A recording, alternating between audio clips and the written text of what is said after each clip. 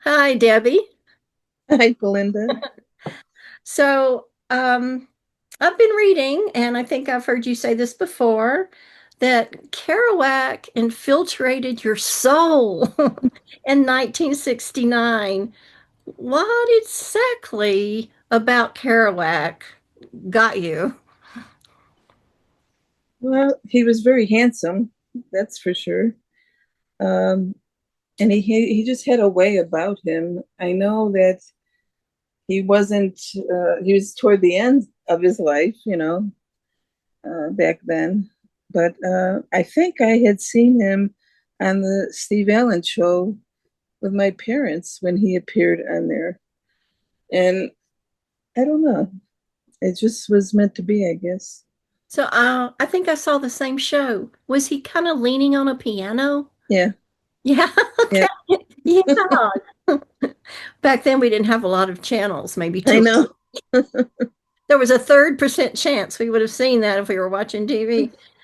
Um, I read that you sang in a band. I Tell did. tell me about that. What kind of music and whatever? I was 14 years old, and my parents had gotten divorced like a year before.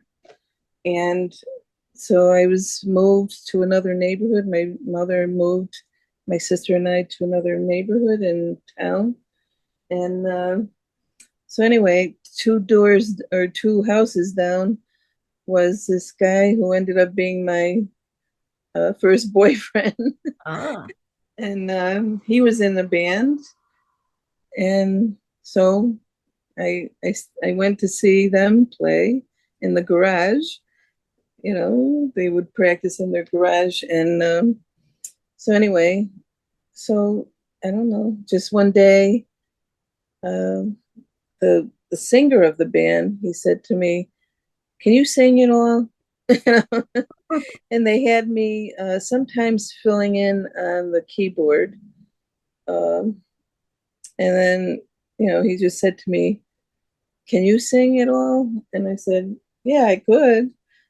So then I did, and well, they did wanted me to. did you when that band broke up? Did was that the end of your singing career, or do you still sing? Basically, Uh, basically, okay, yeah. tried it out though. You also painted, worked with clay, photographed. What did all that mean to you? Did you feel like it connected you spiritually to the world, or how would you describe how you felt when you created? Being an artist, I've always been since a very, very young age, like maybe 6 or 7. I would draw. Um, I grew up on a dairy farm, um, but my parents sold the cows later on. But there was a man that had horses, so I would like draw the horses. I was very young, but I would draw the horses, and I was very, very into nature altogether. There were a lot of woods surrounding our house, and there weren't a lot of neighbors. So basically, my dog Queenie was my best friend.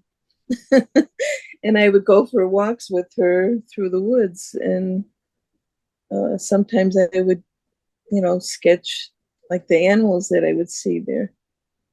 My favorite, my favorites are frogs and toads, especially. I used to build little houses for the toads so that they wouldn't get eaten by predators.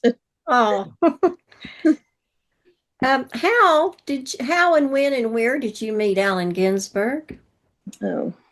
Well, what happened was because I was an artist and I was painting, my mother had a very bad car accident, and I had a full paid scholarship to the Art Institute of Boston. And I canceled my plans and I got a job in a factory to help my mother. And then my sister had gotten married and she had a young child, so I was the only one that was home. And then so I started uh, taking martial arts lessons, um, and I was also making jewelry. I don't know.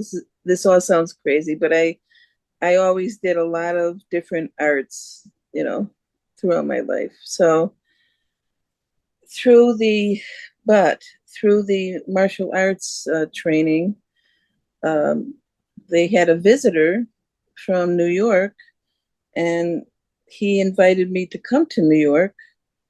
And my boyfriend that I talked about before, his brother had an art studio in New York City on the West Side, actually on Bleecker Street. It was an old factory building that was converted into housing at that time. And so went. I went and I stayed there. I lived there, and then I started teaching at this martial arts studio. And one day, Allen Ginsberg walked in early in the morning, and I knew who he was, but I didn't know if I should say anything. And he was kind of shy, actually. He was kind of shy, actually, and I definitely was shy. And so he saw me practicing my Tai Chi moves, and he said to me, "Do you mind if we practice together?" And I said, "No, you know." And then after a few times, he kept coming. And then after a few times, he said to me, "Can you come in early before the studio opens, so that there's not a lot of people here, like looking at me?" And I said, "Yeah." And so he would meet me, and we'd basically practice in silence most of the time. Wow. Wow. So you not only met him, you were kind of his private teacher. Yeah. Well, that's interesting. Well, what led you to begin the National Beat Poetry Foundation in 2014? I mean, you probably rolled it around your head or something, and then, but what pushed you to actually do it? Okay. Well, I belonged to a lot of different poetry groups. And I ran some poetry groups earlier, like from 2009. This woman, this elderly woman, needed help. She owned a bookstore, and I've always been like immersed in books everywhere. We had books all over our house. I was the president at one time of the Connecticut Authors and Publishers Association. So my life has been books a lot. And so anyway, I was belonging to these poetry groups, or I tried to, and they would limit me in what I would be reading. Uh, and if they didn't limit me, they would actually ask me to leave. They didn't like that I didn't have any form. I would just uh, write what I was feeling, and they were totally against it. Yeah, you mean they wanted like couplets or sestinas, that kind of thing? They wanted a certain form? Yeah, yeah, Oh, and well, and plus, because I had not gone to college, because of my mother's accident, um, you know, I wasn't scholarly, I guess you'd say, and snobs. yeah, they were. So this woman that owned the bookstore, I started a Sunday readings by the river. Her bookstore was along the Farmington River, and so anyway, I started these Sunday readings by the river with her, and all these people started to come. And um, even now, I always say I'm not exclusive; I'm inclusive, uh, and I would like to see and hear everybody. being creative, writing and reading their poetry, you know. Good. And so, So anyway, so that went on. Then I joined another group with the University of Connecticut. It was called, it had a weird name, the Hydropolis Poetry Group.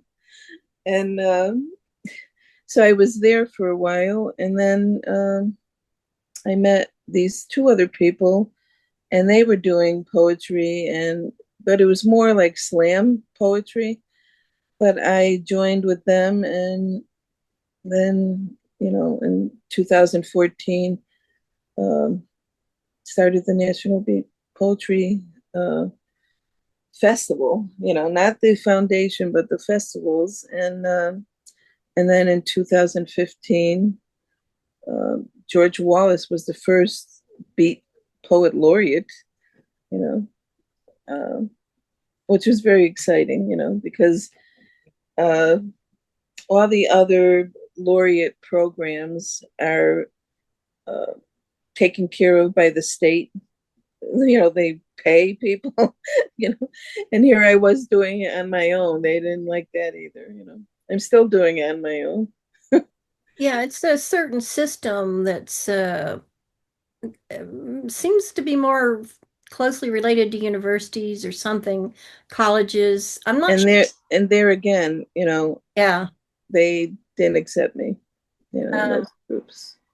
okay, so what was that first festival like? Did you have a lot of people, or was George there the first time? Oh yeah, yeah. It was actually in a pool hall.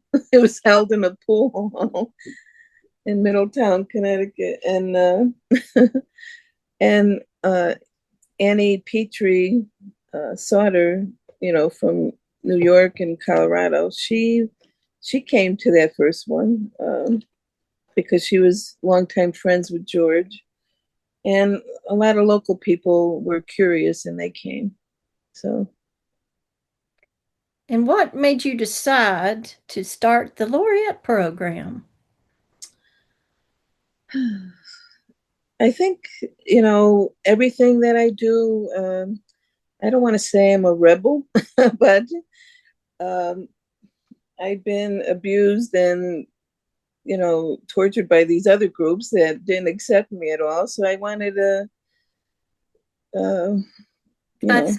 Yeah, okay. I Yeah, wanted to do what they forbid me to do, I guess. yeah. And to recognize people that felt the way that you did.